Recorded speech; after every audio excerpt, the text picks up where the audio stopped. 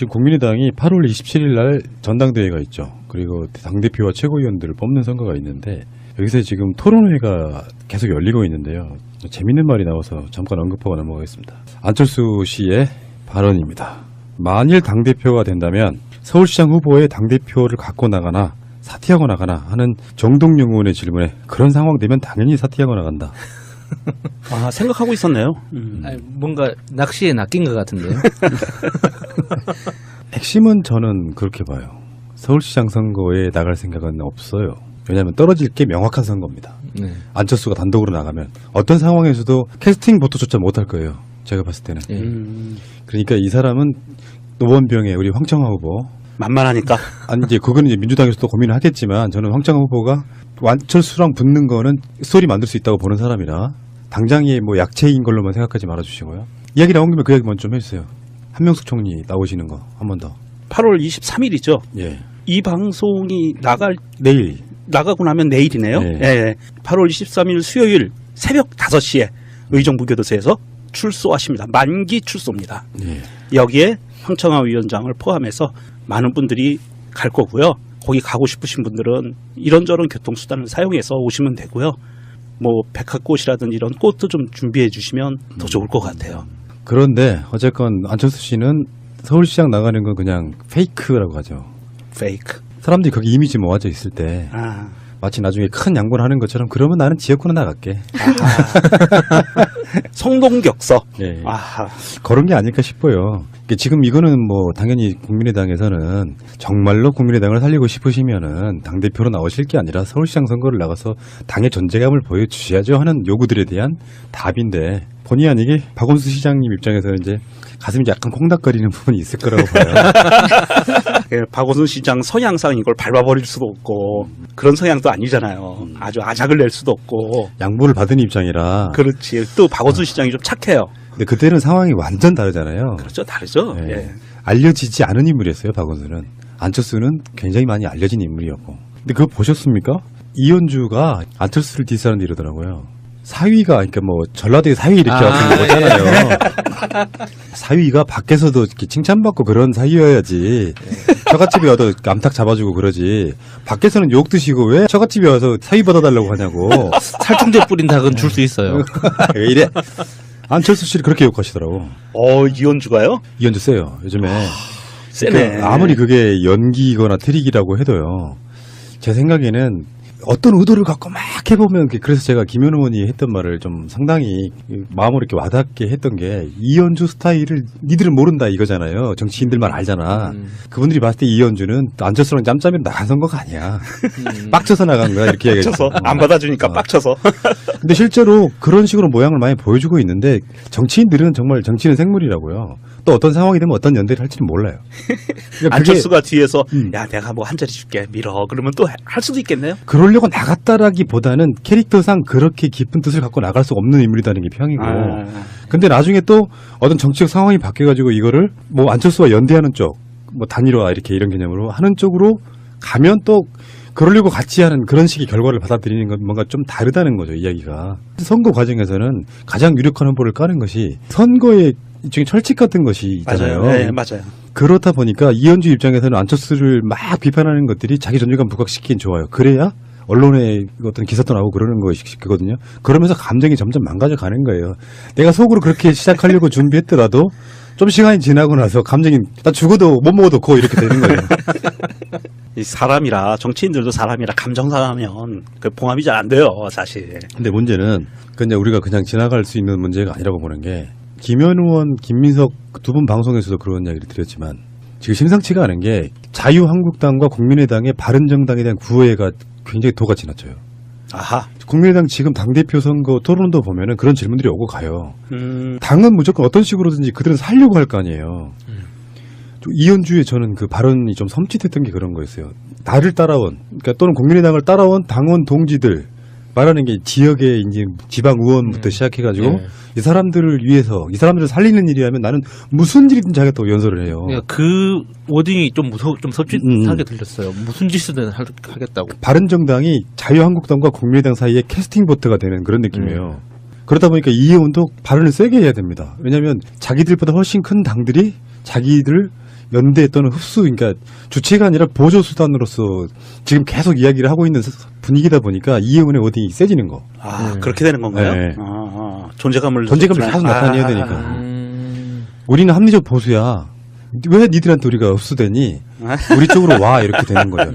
그래서 이제 합리적 보수에서 합리적을 빼고 그냥 보수가 되기 위해서 예운이 더 세게 나가는 거군요. 이제 우려스러운 건 이제 바른 정당 사람들이야 실제로 그 뿌리가 있기 때문에 언젠가는 돌아간다고 보잖아요. 누구나 다. 그렇죠. 예. 돌아가지는 않더라도 합치게 된다고 보는데 국민의당 내부적으로 이렇게 되는 거예요.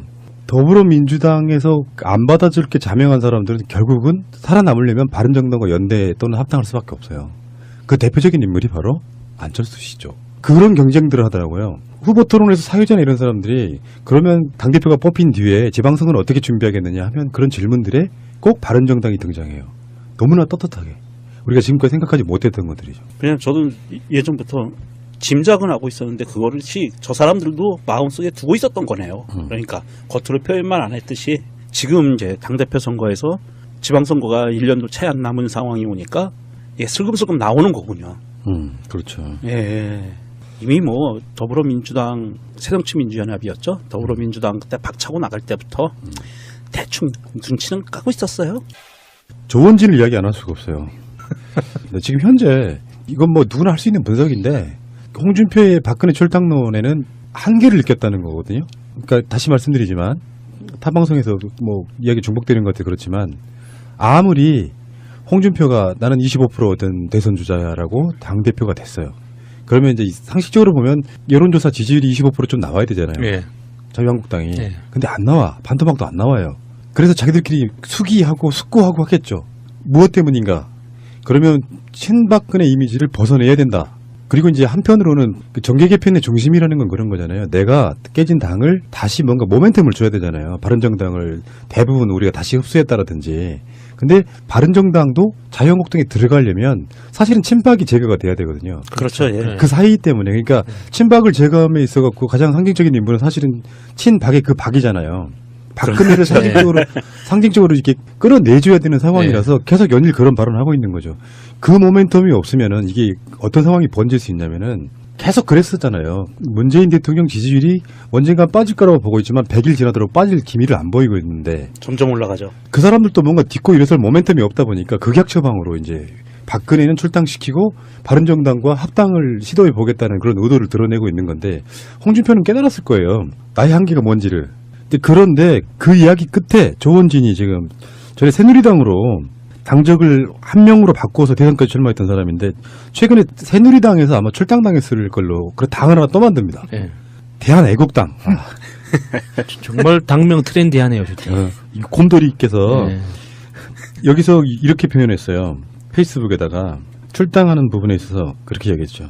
자기가 살아남기 위해 모든 행동을 하는 그런 사람이다. 홍준표 씨는 잡놈이다. 내가 29살 때부터 정치한 사람으로 홍준표 대표는 이해할 수 없는 사람이다. 이렇게 표현했어요. 역시 잡놈이 잡놈을 알아보네요. 멋있어. 표준어로 독인 개긴이라고 하죠. 이제 그 표준어가 아닌 뭐 사투리나 일부 잘못된 건 도찐 개찐 이렇게 하는데 동독상잔이라고도 하잖아요.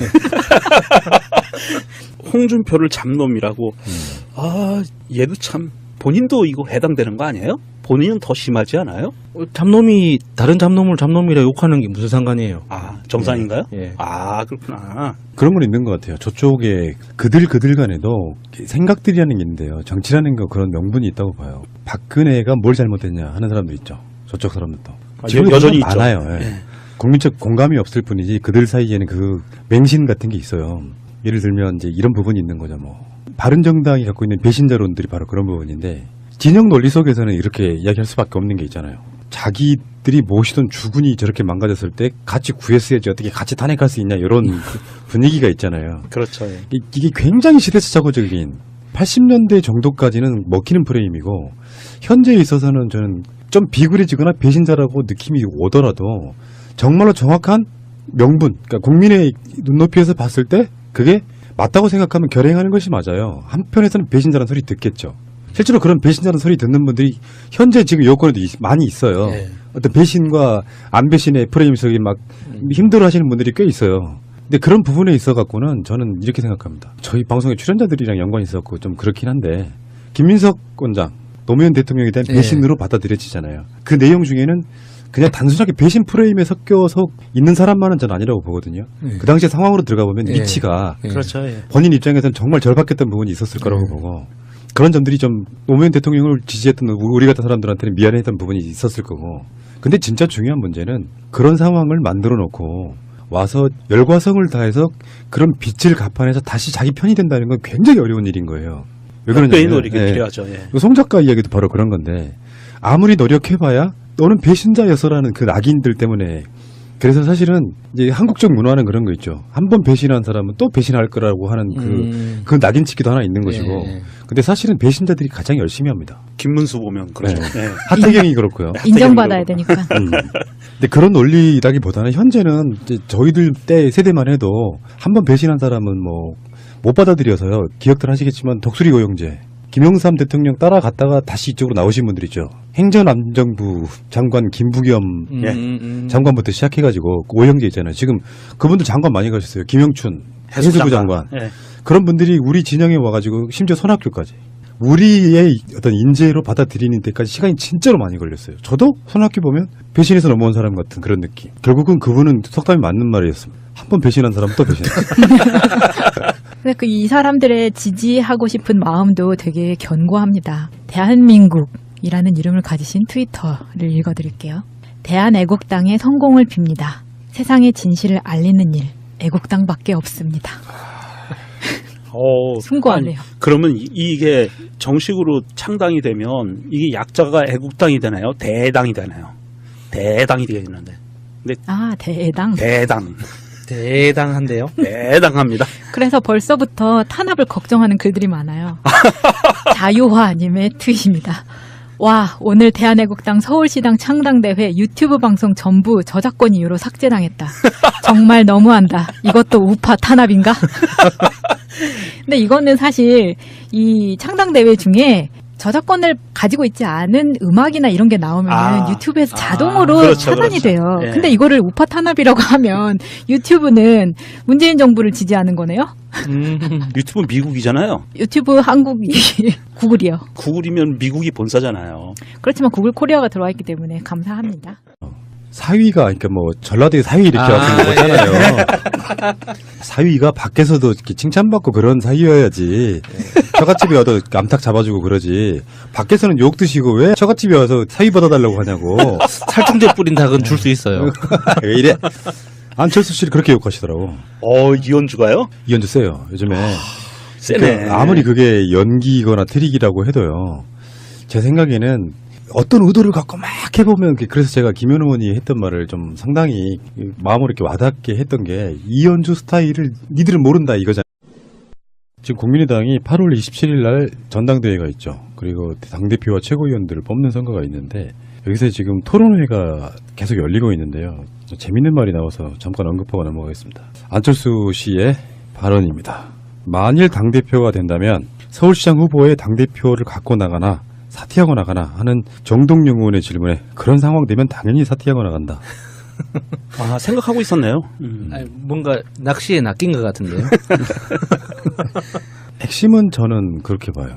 서울시장 선거에 나갈 생각은 없어요. 왜냐하면 떨어질 게 명확한 선거입니다. 네. 안철수가 단독으로 나가면 어떤 상황에서도 캐스팅 보트조차 못할 거예요. 제가 봤을 때는. 예. 그러니까 이 사람은 노원병의 우리 황청화 후보 만만하니까.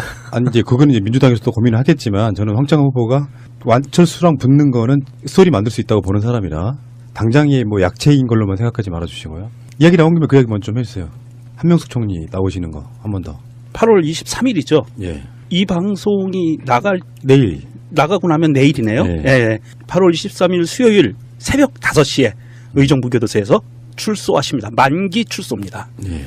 여기에 황청화 위원장을 포함해서 많은 분들이 갈 거고요. 거기 가고 싶으신 분들은 이런저런 교통수단을 사용해서 오시면 되고요.